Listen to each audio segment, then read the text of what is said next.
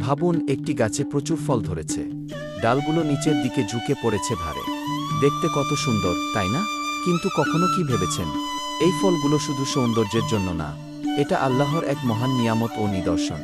আল্লাহ তাআলা বলেন, তিনি পানির মাধ্যমে বিভিন্ন ফল উৎপন্ন করেন, এতে চিন্তাশীলদের জন্য নিদর্শন রয়েছে।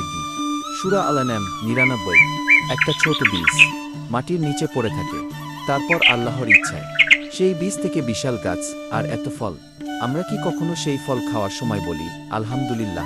মুহাম্মদ সাল্লাল্লাহু আলাইহি ওয়াসাল্লাম বলেছেন, যে ব্যক্তি গাছ লাগায় বা চাষ করে, আর মানুষ বা পাখি বা প্রাণী তা থেকে খায়, তাহলে তা তার জন্য সদকা হয়ে যায়।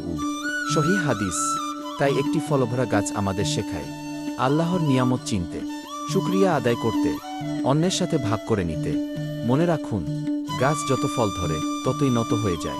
ঠিক তেমনি মানুষ যত বড় হয় ততই বিনয়ী হওয়া উচিত। আজ থেকে যখনই ফল খাবেন, একবার বলুন আলহামদুলিল্লাহ, আর মনে করুন এটা আল্লাহর ভালোবাসার উপহার।